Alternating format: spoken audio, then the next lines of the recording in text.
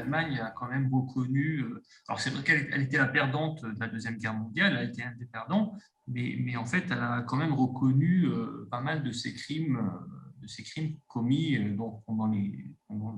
sa période impériale. Par contre, alors l'Angleterre, j'ai l'impression qu'elle s'est relativement excusée pour certains faits, certains crimes. Mais la France, en fait, comment dire, mis à part sa participation au génocide des Juifs, il me semble qu'en fait, la France ne s'est pas excusée par rapport à l'esclavage ou à la colonisation. Alors là, il faut être un peu plus précis, parce que, alors, relativement aux autres puissances coloniales européennes, l'Allemagne a effectivement reconnu en 2004 que le génocide perpétré antérieurement dans cette colonie qui est aujourd'hui donc devenue cet État indépendant qui est la Namibie. En ce qui concerne la Grande-Bretagne, relativement à un événement très important qui est la guerre des Mau-Mau qui éclate au Kenya après la Seconde Guerre mondiale, la Grande-Bretagne a été confrontée à une plainte déposée devant les institutions judiciaires britanniques, déposée par des victimes et des descendants des victimes. Cette plainte a prospéré, comme on dit, puisque la justice britannique a fait droit à la demande des plaignants, a reconnu les crimes commis, et a non seulement reconnu les crimes commis, mais a accordé des réparations financières aux victimes. Et par ailleurs, le gouvernement britannique,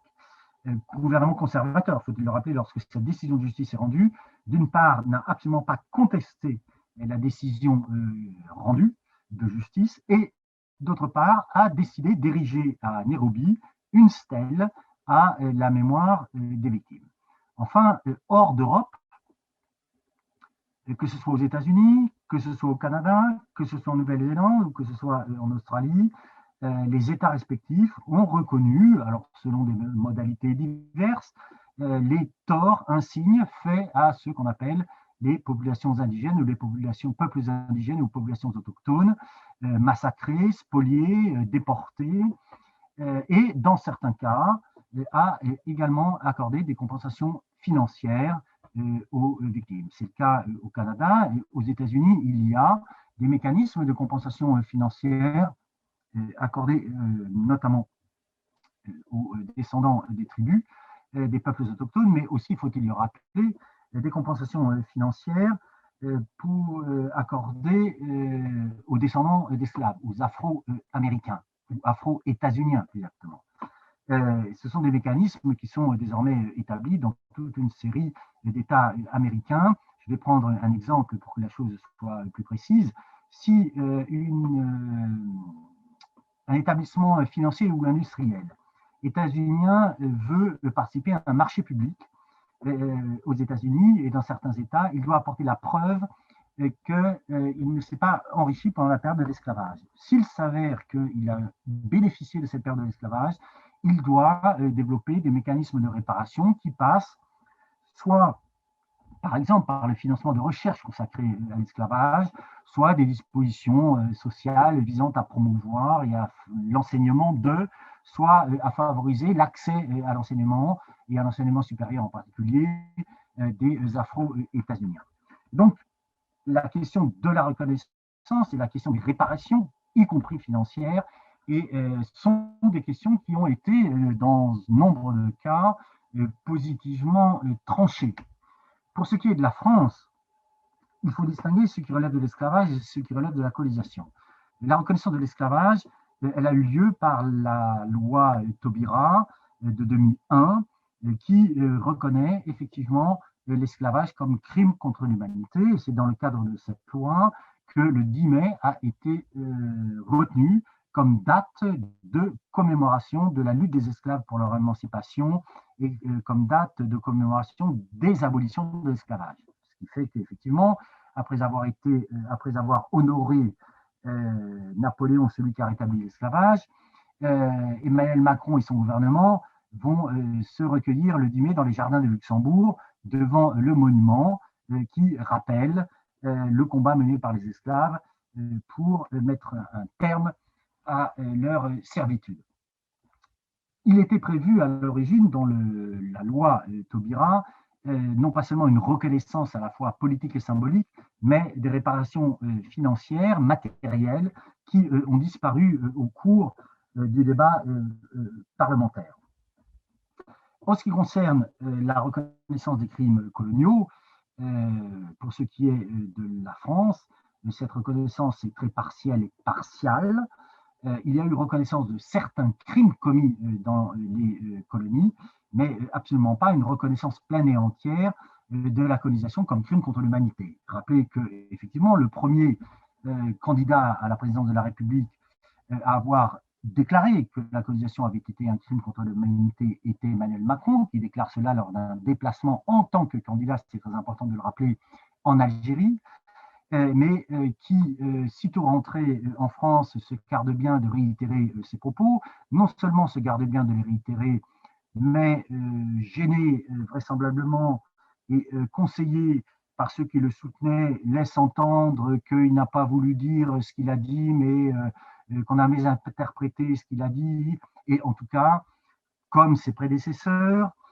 s'est bien gardé, une fois élu à la présidence de la République, de reconnaître que la colonisation a effectivement été un crime contre l'humanité. Alors, il y a des reconnaissances partielles. Il y a la reconnaissance, effectivement, que Maurice Audin a été arrêté, torturé et soumis à ce crime d'État qu'est la disparition forcée. Mais rappelez, hélas et sinistrement, qu'il y a des milliers de cas de Maurice Audin algérien pour lequel, pour le moment, aucune parole de reconnaissance n'a été prononcée. De même pour les exécutions sommaires. Et donc, de ce point de vue-là, et comparativement aux autres grandes puissances ou ex-grandes puissances coloniales européennes, et même comparativement aux États que j'ai cités, les États-Unis, le Canada, la Nouvelle-Zélande et l'Australie, la France est notoirement en retard en matière de reconnaissance des crimes coloniaux et bien sûr notoirement en retard, et ceci est lié à cela, en matière de réparation symbolique, mais aussi, évidemment aussi, de réparation financière. En effet, vous faites bien d'apporter toutes ces précisions, oui, donc il y a beaucoup plus de nuances, mais l'attitude générale, malheureusement, en France,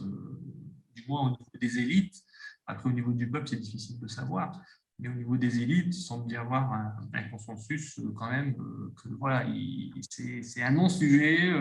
il n'y a pas d'excuses à avoir, c'était un travail limite de civilisation et c'était que des apports positifs. Et puis ce qui s'est passé comme crime, c'était à la limite des erreurs, c'est ça, des errements. Alors, pas tout à fait, parce qu'il y a une partie de l'extrême droite et de la droite dite républicaine radicalisée qui, notamment depuis la loi du 23 février 2005, donc il faut rappeler qu'elle n'a toujours pas été abolie, une loi dont on peut et dont on doit considérer de façon très tranquille qu'elle est une loi scélérate,